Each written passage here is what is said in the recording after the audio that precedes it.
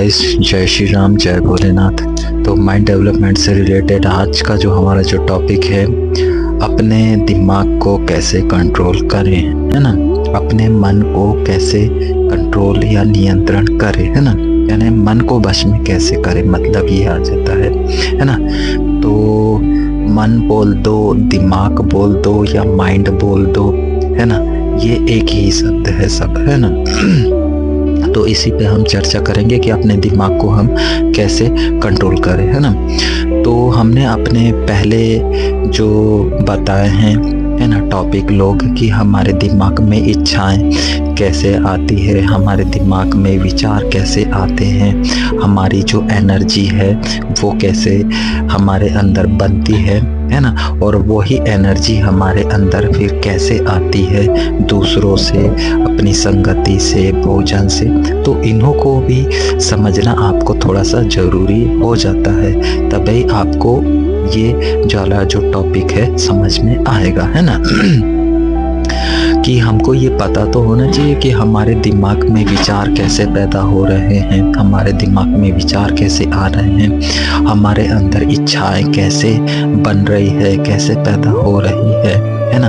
हम जो खाना खा रहे हैं वो हमारे अंदर कैसे विचारें पैदा कर रही है, हम जो देख रहे हैं, सुन रहे हैं, खा रहे हैं, पी रहे हैं, तो उनसे हमारे दिमाग में कैसे विचार पैदा हो रहे हैं, कैसे इच्छाएं पैदा हो रही है ना।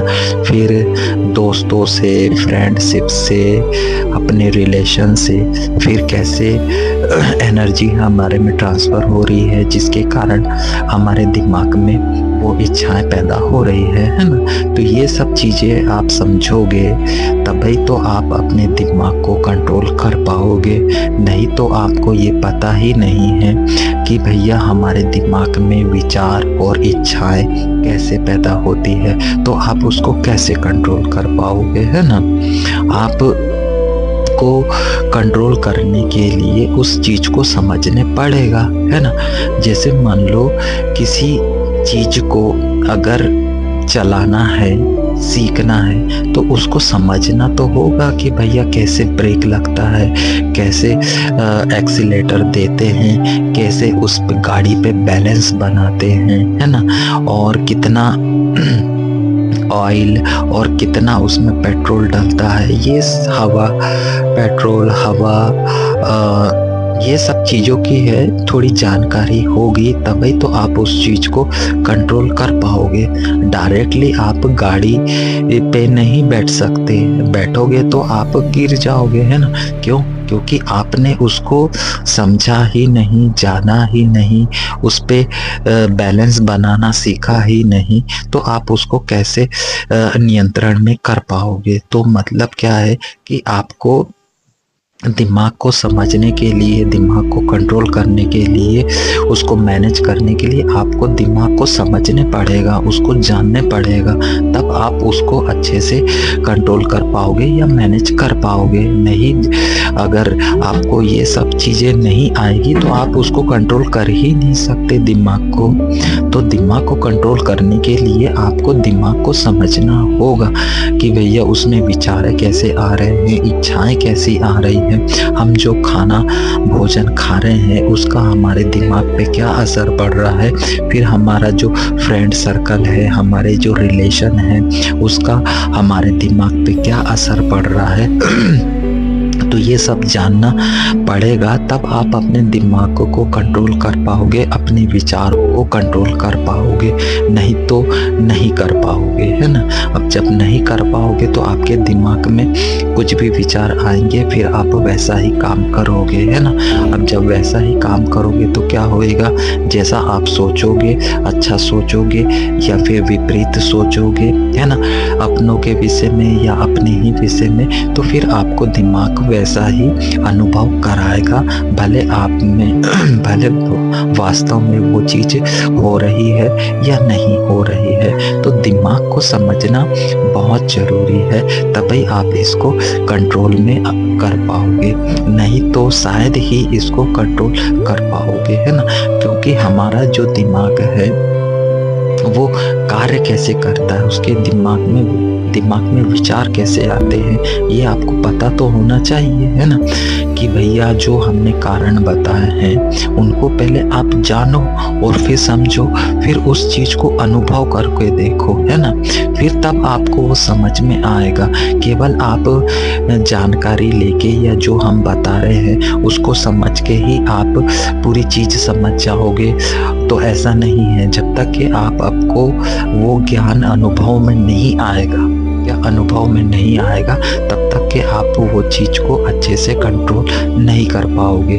तो माइंड डेवलपमेंट में आपको यही सिखाते हैं कि आपको खुद पे विश्वास करना है, खुद को जानना है।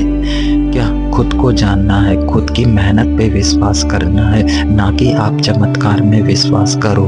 आप में आपके दिमाग में आप में वो क्षमता है जिससे आप वो सब चीज़ें हासिल कर सकते हो जो आप चाहते हो, है ना। तो आप खुद को जानोगे तभी तो आप अपनी जो शक्ति है, अपनी जो पावर है दिमाग की और शरीर की, आप अपनी इच्छा अनुसार उसको लगा पाओगे। नहीं तो क्या होएगा, चमत्कार में विश्वास कर जाओगे, दूसरों में विश्वास करने लग जाओगे, तो फिर क्या है कि आप उन पे निर्भर हो जाओगे, है ना। मगर आपको क्या करना है, खुद को जानना है और खुद को जानकर खुद के दिमाग को अपने हिसाब से चलाना है।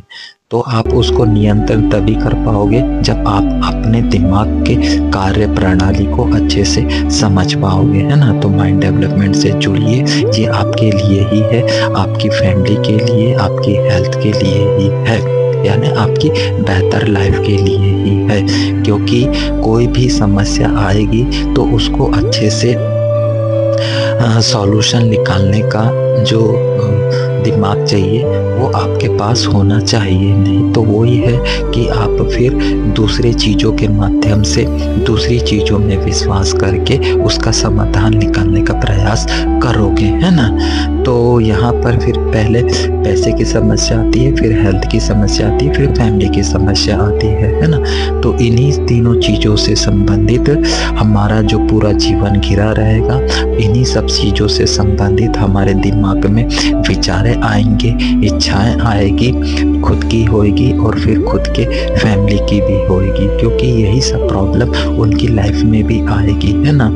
तो उनको भी स्वास्थ्य की प्रॉब्लम आ सकेगी और पैसे की प्रॉब्लम आएगी और फैमिली एडजस्टमेंट की आएगी। तो आप खुद को समझोगे, खुद को नियंत्रण में करोगे अपने दिमाग को, तभी तो आप दूसरों को, जो अपनों के दिमाग को समझ पाओगे, है ना। तो माइंड डेवलपमेंट का कोर्स आपके लिए ही है, आपकी बेहतरी के लिए ही है। आप इससे जुड़िए और इसका फ़ायदा उठाइए। तो मिलते हैं फिर नेक्स्ट न्यू अदर वीडियो में।